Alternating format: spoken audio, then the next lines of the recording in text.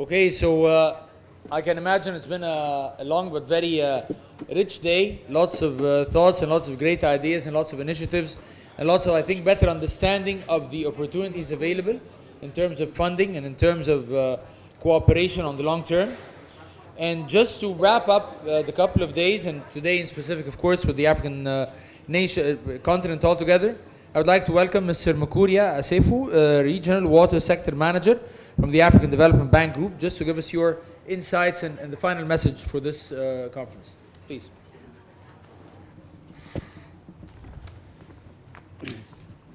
Thank you, ladies and gentlemen. It is a great honor on my part to give this closing remarks of the panel discussion involving seasoned and well-known professionals. The topics covered and the discussions were really enriching and in identifying opportunities across the water sector value chain, in resolving and propose solutions to unlock, to resolve bottlenecks and unlocking investments. I'm sure the discussions covered, I think, went into three main areas: in the investing in sustainable water financing and investments in Africa in the post-COVID area. I think from that one, I think a few takeaways I would be happy to raise. I think we have seen that, I think during the COVID, I think the allocation of funds for the development of the sector were affected, but it has also highlighted the importance of investing in water and sanitation. It has even actually in some of the countries, the sector has come at a first point of defense or of solution against the COVID. So I think that's very important. Then we have also discussed about the need for proper sector investment plan, including master plan, so that at least each sector, I think the investment plan is done with a plan rather than half-heartedly. And then I think the other thing which came also, see, water is life and is a connector. I like I think the minister, what you would say, that it's a connector among the countries, among the nations, among people, and even locally, among the ministries and the institutions. I think that's very, very critical. And then I think the other issues, they need to promote partnership among the public sector, the DFIs, the private sector, by crowding in the private sector. And then also there was also a good discussion on the balance on cost recovery, affecting the treaties, the tariff, tax, and transfers. Of course, eventually we need to move on to a full cost recovery, not in the short term, but in the long term. So I think that has to also be taken into account. On the PPP, I think the second point, which was on the various ways to encourage, the essentials to design an attractive public-private partnership. I think the points highlighted were focusing on the need to have a good enabling environment, the political commitment, having appropriate also the legal and institutional framework, and also having also a good or a strong off-taker are some of the parameters for a successful PPPs. And the most important point that came out was also on the risk sharing and allocation of risks to the party who can manage, who is best suited to manage. That is very, very important.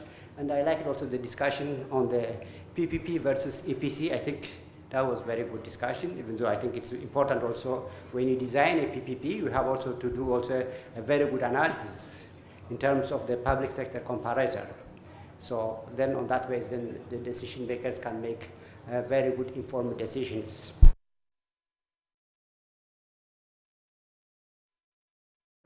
I'm sure that I don't want to go back and keep you again also for hours on those elements.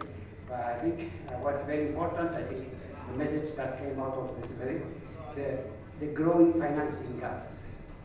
I think the sector, I think the dwindling water resources, the increasing demand, with the population growth and other factors, I think the sector investment requirement is so huge, and we have evidenced a growing financing gap, a deficit in the sector. So, and the message is very clear: ODA and public sector financing will not be enough. We can't continue to. So I think there is room to bring in the private sector and the PPPs, as well as a blended financing to support the sector. So I think at the end, I want to reconfirm the ADB's, the African Development Bank's commitment to continue to support the development of the sector in terms of knowledge sharing, events like this one and others, institutional capacity building, financing investment opportunities, and bringing in innovative financing, including blended finance, promote public-private partnership, crowding in climate or green funds, and private sector financing at the sector. As you might be aware, recently we are going to do the bank's country strategy paper, so I'm sure that we are going to continue this engagement with the government of Egypt's institutions, so that the water sector remains one of the priority pillars for the bank's financing. We also commit to continue to work together with our colleagues, the European Union.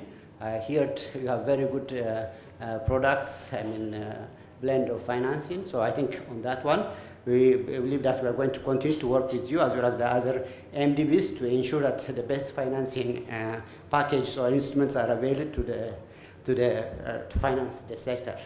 Last but not least, the bank is ready also to provide both the sovereign and non-sovereign products so that we can continue to support the sector. I don't want to keep you any longer. I think at last I want to thank the government, the moderators, the master of ceremony, the panelists, and the amazing, I think, participants who are giving very good questions, very interesting and provocative questions. And I think with these few words, allow me again to thank the organizers and the government of the Arab Republic of Egypt for organizing and giving us this opportunity. And again, I thank you. Thank you very much, Mr. Makuria, for very warm words and very practical also wrap up for what can happen moving forward, inshallah. May I give the floor to our dear friend and colleague, Dr. Ayman Ayed, please. I promise I'll be quick. I just hope that the success that we have achieved today, something that we could build on in the future.